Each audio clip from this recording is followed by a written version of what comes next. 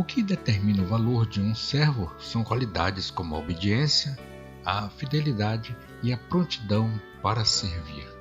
Vamos orar na manhã de hoje?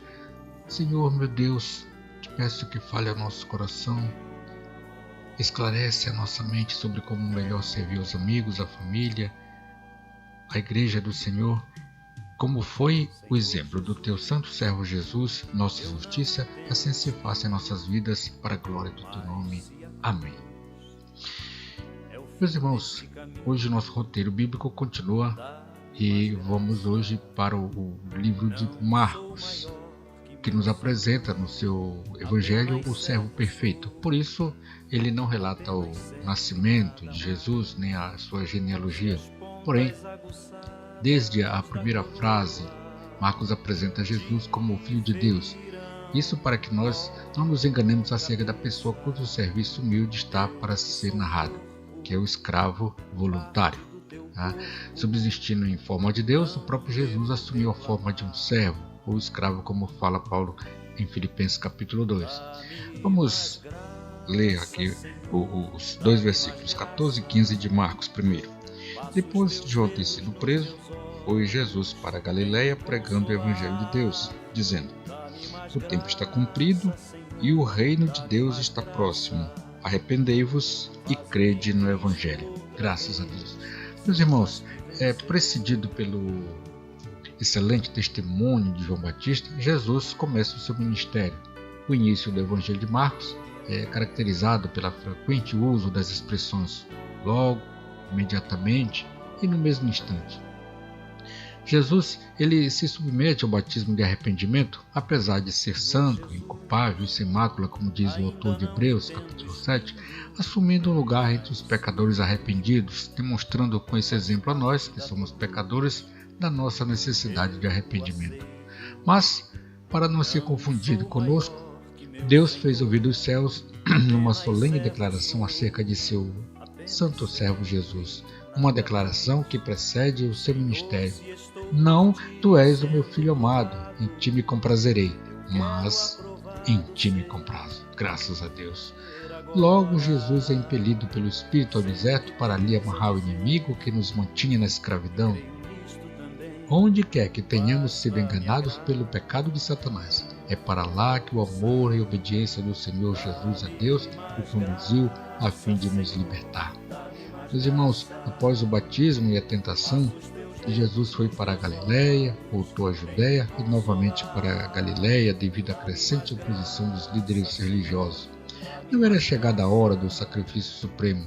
O ministério de Jesus estava apenas começando. Ainda havia muito que ensinar. Chegando a Galiléia, foi para Cafarnaum. Depois de alguns meses de trabalho naquela região, voltou à cidade de Nazaré, onde fora criado, pregou na sinagoga, mas foi rejeitado pelo seu povo. A missão de João Batista como preparador do caminho do Mestre chegara ao fim. Jesus começou a pregar aquilo que Deus tinha para revelar ao mundo e com simplicidade ele o fez. Sua primeira mensagem foi de arrependimento e fé. Está escrito no versículo que nós acabamos de ler: arrependei-vos e crede. Esta se tornaria a tônica da pregação apostólica. Meus amigos e irmãos, pelo arrependimento, o pecador ele é levado a tomar uma atitude nova em direção aos seus feitos. No sentido literal, arrependimento significa mudança de mente. O arrependimento e a fé, ela constitui, como poderíamos dizer, o binômio pelo qual se poderia alcançar o reino de Deus, que Jesus veio inaugurar e viver entre os homens. E o homem, meus irmãos, ele só é admitido no reino de Deus quando se reconhece pecador e resolve abandonar a vida de pecado, confia nas promessas de Deus e se submete a tudo quanto está revelado no Evangelho. Isto significa o domínio moral de Deus na vida e na consciência daqueles que ele chama do pecado para a salvação. Vamos ler os versos 32 a 39. Está escrito: à tarde, ao cair do sol, trouxeram a Jesus todos os enfermos e endemoninhados. Toda a cidade estava reunida à porta e ele curou muitos doentes de toda sorte de enfermidades. Também expeliu muitos demônios, não lhes permitindo que falassem, porque sabiam quem ele era. Tendo se levantado à alta madrugada, saiu, foi para um lugar deserto e ali orava. Procuraram-no diligentemente, Simão e os que com ele estavam. Tendo-o encontrado, lhe disse: Todos te buscam. Jesus, porém, lhe disse: Vamos a outros lugares, às povoações vizinhas, a fim de que eu pregue também ali, pois para isso é que eu vim.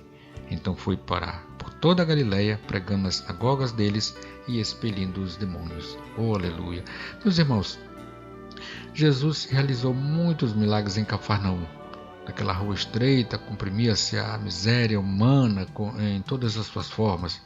Depois de um sábado relativamente calmo, ao anoitecer, a porta da casa de dois pescadores, Simão e André, se tornou aquele ponto de convergência de quantos sofriam ansiosos por encontrar alívio para os seus males.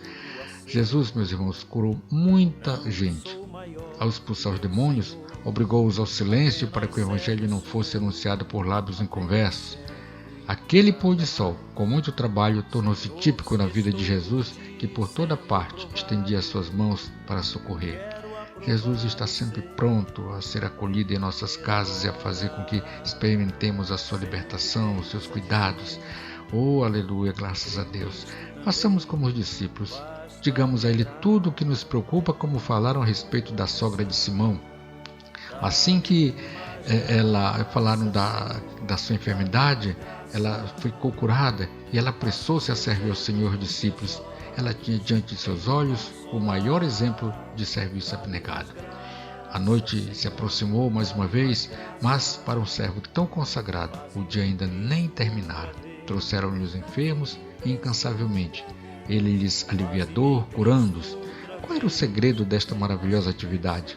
De onde o Senhor Jesus estava sempre obtendo a renovação de suas forças? O versículo 35 nos revela que era de estar em comunhão com Deus. O homem perfeito começa o seu dia em oração e comunhão com Deus, cumprindo assim uma profecia de 700 anos antes, dita por Isaías no seu capítulo 50, versículo 4. E ao notar que sua popularidade começa a crescer, ele deixa a multidão que tão somente estava curiosa para ver seus milagres e vai pregar o evangelho noutra parte. Mais adiante, Jesus cura um leproso e lhe diz exatamente como deve dar o seu testemunho segundo as Escrituras registrada no livro de Levítico. Infelizmente, o homem age segundo seus próprios pensamentos, o que impede a obra de Deus naquela cidade. Como eu iniciei falando no início, essa reflexão, o que determina o valor de um servo são qualidades como obediência, fidelidade e a prontidão em servir. Pense nisto. Vamos agradecer a Deus por esta palavra. Obrigado, meu Senhor Jesus, por nos fazer compartilhar com os amigos e irmãos o teu amor através desta palavra de hoje que o Senhor nos deu. Em nome de Jesus, vem ficar conosco, vem nos guiar em toda a verdade, no nome de Jesus. Meu amigo, que o Senhor te abençoe, que o Senhor te guarde, que o Senhor faça resplandecer o seu rosto sobre ti, tenha misericórdia de ti e te dê a paz em nome de Jesus.